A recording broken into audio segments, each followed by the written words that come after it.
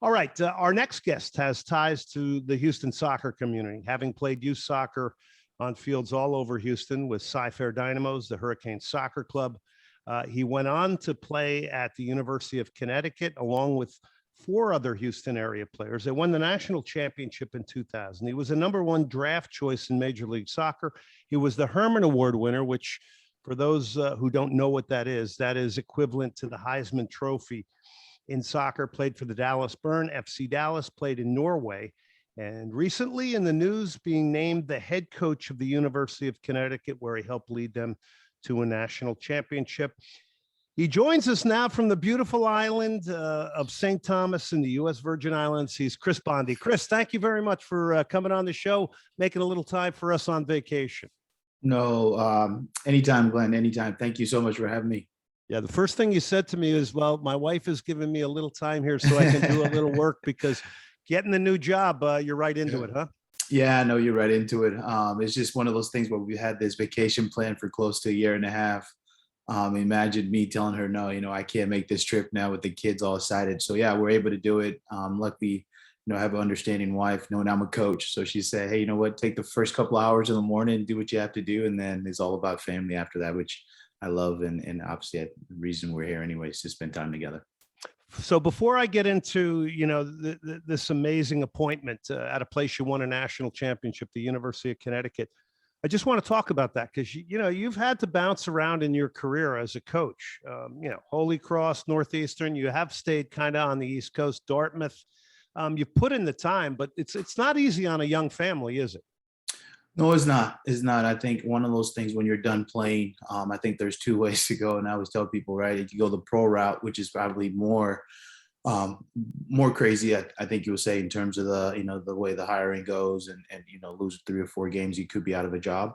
And I think for me, it made sense of the college route, right? Being able to work with student athletes and teach them and, kind of have an impact on their life, kind of similar to what Coach Reed did to me, right? And all the guys from Houston with Garrett and Eddie and Ryan and Sam Forco, I think he did a good job in working with us. And I think for me, coming to college route was important, but also I knew the first couple of years just trying to, build my resume, get an understanding of the college game was going to be a little bit difficult in the family. But, luckily, like I said, I have understanding wife and the family love going to different places and learning different things. So it's all worked out quite well. Chris, was there ever any doubt that you were going to remain in the sport of soccer? I don't know if there was ever a doubt, right? Because I think you're passionate about it. You've done it your whole life. And I'm similar to that, right? I can't imagine waking up in the morning and not thinking about the game, right? So I love the game. I enjoy teaching the game. And I just want to be around it somehow, right? And I'm not a doctor. I'm not a lawyer. I can tell you formations. I can tell you tactics, and I can tell you, hey, how to develop players. So I think for me, once you have those things that aligned with what you believe, then I think ultimately this is your passion, and you might as well go after it. Chris Gbandi joining us, named the new head coach of the University of Connecticut. We're going to get to that in a second. Let me go back to that because I know you have a lot of gratitude for the game and the way you've gotten to where you are now in your coaching career, which, by the way, is separate from a playing career, right? I mean, this is a second, career in your life, and a very influential one at that.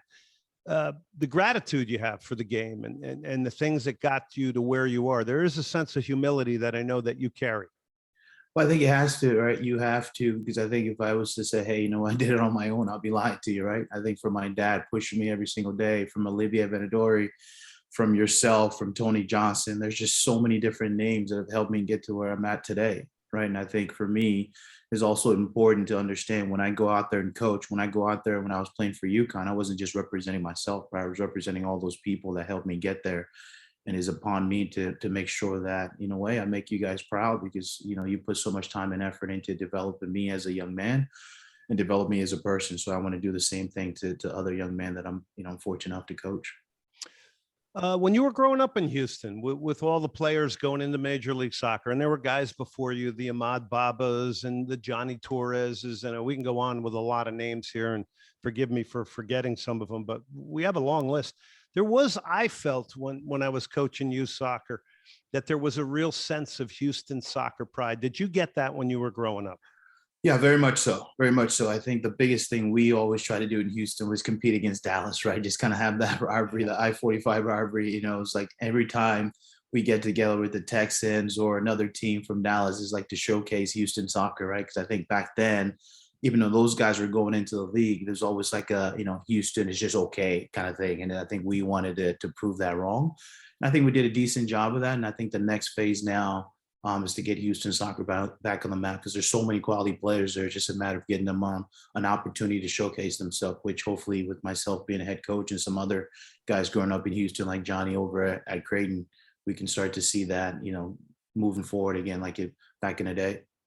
Well said. Chris Gbandi joining us, named the new head coach of UConn. Okay, so you take over a program that the man you're taking over the job from is a legendary college soccer coach. He recruited you relentlessly, and I can attest to that. Rest assured, I had a few lunches in Houston with Ray Reid, and I got a bunch of Christmas cards from the UConn athletic department pretty repeatedly. Yeah. I think I still have those actually. That's funny. But tell me about when this came down, how you got the job, how you learned of it, and then take us into what an unbelievable opportunity this is for you. Yeah, no, I think anytime you're replacing a legend like Ray Reid, right? You're in for a tough cooking kind of. Yeah, he's been around for so long. He's established himself within the game, and I think for me is making sure, and I think that's what was important for me, my early stages, of my career, to go and kind of establish myself and learn what I was good at, things I needed to work on. Because anytime you're taking over a legend, it's important to have yourself established in terms of how you are as a coach. So I think I have a good understanding of that. But in saying that, anytime you're taking over a guy that's been there for 25 years and everybody knows Ray Reid as UConn soccer, right? And I think for me, it's just making sure that I come in and try to be myself and do what I have to do to kind of, keep the program in a positive light. So yeah, we have our work cut out for us. There's a lot of good, obviously, teams in the Big East, and we understand it's going to be a tough conference every single year. But I do have faith in my ability to recruit and to develop players. And I think if we have certain guys that believe in what we're trying to do here, which I think we will, I think we'll be successful in the long run. Chris, how would you describe yourself as a coach now that you've developed? You've been in this a while now. You're a veteran. You've put the time in. You've put the work in. You've had all these experiences in life. You've been coached by a ton of different people. When you put it all together, what type of a coach is Chris Gbandi? Yeah, no, I think the key word I always like to use, and I use with my players, I think I'm a work in progress, right? And I think as a good coach, you're always working and developing on your philosophy and your mentality in terms of how you want to see things. I think what I've figured out that I'm more of an up-tempo type of coach, right? Because I think you got the Barcelona of the world, you got the Man City of the world, and I think I'm more of the Liverpool of the world, where fast pace, high intensity, let's go after it, let's set the pace. And I think that's something you learn as you go through. And the more I'm involved with players and the more I'm teaching and developing them, I think that's kind of where I side on in terms of being a coach, to say, hey, you know what? Especially a place like Northeastern, right? A lot of times there's almost that mentality to say, okay, we're going to sit back and take it. And I think for me, kind of switch in to say, hey, no, we're going to push the game. We're going to go after them. We're going to press teams. And I think we'll be able to do similar things at UConn. Chris Gbandi joining us, now named the head coach of the University of Connecticut, was at Northeastern since 2016. That's quite a long time you were there. I mean, that's got to be tough leaving there as well.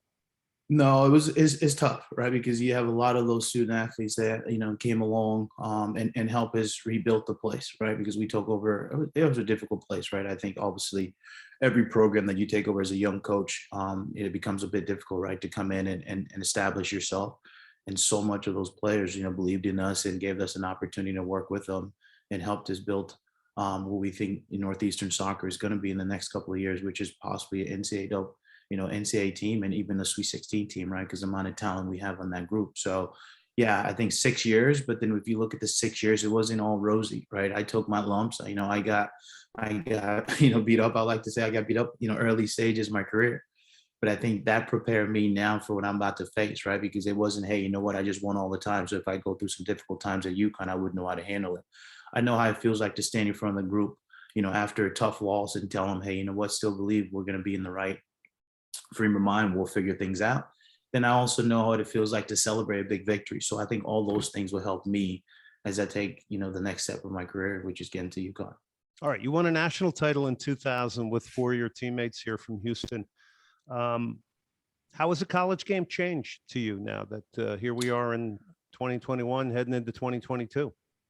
Yeah, I think there's more. I think there's more parity, right? I think back then, maybe scholarship limits, maybe the soccer scene wasn't as big, and obviously you didn't have the MLS, you didn't have the European influx that we have now, so it's more balance. And I know the 2000 guys, especially guys from Houston, don't want to hear that because they thought we were obviously the best team ever to play the game. But yeah, I think the game is more balanced now. There's more teams that are challenging for championships, and I think that's a big part of it. But then also, if you look at back then, if you're a young American player, you're going to college, right? So you had all the top American players playing in college, whereas now you have some of those guys going overseas and even obviously going straight to the MLS. So that's changed quite a bit. And then on the reverse side of that, you have a lot of young, talented European players seeing the value of the education and now are coming to the US. So I think now it opens up for a lot of teams that maybe don't have the quote unquote the big names in the Power Fives to then get an influx of Europeans and then start to make a name for themselves, like you saw with Marshall and some other guys the last couple of years. Chris Gbandi joining us here again, named the head coach at the University of Connecticut. So I'm gonna put this one out here right now. I'm expecting you to be recruiting Houston athletes to bring them to the Northeast. So is Houston, with your knowledge of it and knowing the club system down here and the talent that comes out of here, I assume you're going to do some recruiting here. Oh, of course, of course. I'll be crazy not to, right? I think there's so many talented players down there. I think my staff and I, when we get assembled, is to, start calling some of the club coach down there. Is like, who do you have that we can take a look at? So yeah, I actually have two players from Houston on my Northeastern team. So those guys are obviously guys that we recruited and scouted. And for me, coming to Houston and getting quality players out of there is is an important piece of what we're going to try to do it at UConn. So yeah, we'll be on the phone calling right away to get some of those guys up in the Northeast. Do you feel pressure? Because look, you're replacing a legend. This is a legendary college program going back to when I was a kid and Joe Maroney was the head coach. I mean, everybody knew the University of Connecticut. It's an incredible program. You have an indelible part of its history, having led it to a national championship. How do you keep that all sort of under control? You got I believe, a brand new stadium or a stadium being built now, the marketing, you've got all these friends of the UConn soccer program. You've got a tremendous alumni support. Yeah. How do you feel about all that? Yeah, no, I think pressure is part of the job, right? I think pressure is ultimately part of the job. And I think you welcome that pressure, right? Because if you're in an environment where there's no pressure, then I think in a way you might, slack off or think, hey, you know what, I'm doing everything I need to do, right? I think you get to UConn and you get to a Final Four, if I'm fortunate enough to do it within the next 3 or 4 years, and we don't win a national championship, the first guys I'm getting calls from are the alums saying, hey, why didn't you win the national championship? So yeah, I think pressure is something that I think we all live for and want in this job. And I think ultimately for me is understanding that I am part of the alumni base as well, right? So I'm putting pressure on myself to be successful, because if I'm not, I'm sure the first guys that call me up would be Garrett, hey, you need to get out of the seat, or Eddie, get out of the seat, or Garrett will definitely, Garrett Grinsfelder will definitely call you. Will definitely tell me, right? And all these guys. So yeah, the pressure is there, but I think it's something we all welcome in our profession, right? So I'm looking forward to it. And I think obviously I've like I said, my background in terms of going through the paces from Holy Cross to Dartmouth to Northeastern will ultimately help me deal with the pressure of UConn. Well, you've 100% did the work. Congratulations. It's an amazing, great opportunity. I'm really looking forward to watching you from the coaching position at UConn, Chris. Now, before I let you go, you're in the U.S. Virgin Islands. It's it's one of the most beautiful places going, as we know. I've got family down there, so I want to know what you think of the island so far. No, it's beautiful. It's beautiful. The water, I'm looking right now. If I look to my left, the water, I can see all the way down to the bottom. So it's been great just being out here with the family, and spending some time together. Because I think they know once I go back into the, into the U.S., everything changes, right, in terms of just getting the ground running and trying to get our staff together, trying to obviously get on the recruiting trail. So it's been unbelievable just down here with them and spending this time together. Yeah, you told me you were at Megan's Bay, which is one of the most beautiful bays in the world. And there's many of them, but it's a Right. beautiful spot. And you told me your kids really like that beach is great because I mean, the white sand, it's just remarkable. Yeah, the kids didn't want to leave, right? We had to tell them, hey, it was like around, 6 o'clock. It was like, oh, we got to go. We got to go. They didn't want to leave. But I think we're going to try to even go back there, I think, tomorrow again, because they just loved it so much. So, but yeah, it was pretty cool. Well, Chris, thank you so much for coming on the program. I'm sure a lot of people from Houston will have enjoyed this interview with you. Best of luck at Connecticut. Everybody's still following you and supporting you down here. Thank you so much for coming on the show. No, I appreciate it again. Thank you so much for having me and everybody in Houston. I obviously, bottom of my heart, I really appreciate all the support. All right, that's Chris Gbandi, played youth soccer here in Houston. And the beauty of this is he goes to UConn, and there's so many guys that'll be able to say, hey, we played against Gbandi when we were a kid and all that great stuff. So we really appreciate him coming on and looking forward to watching him continue progressing in his career at the University of Connecticut now, not as a player, but as a head coach.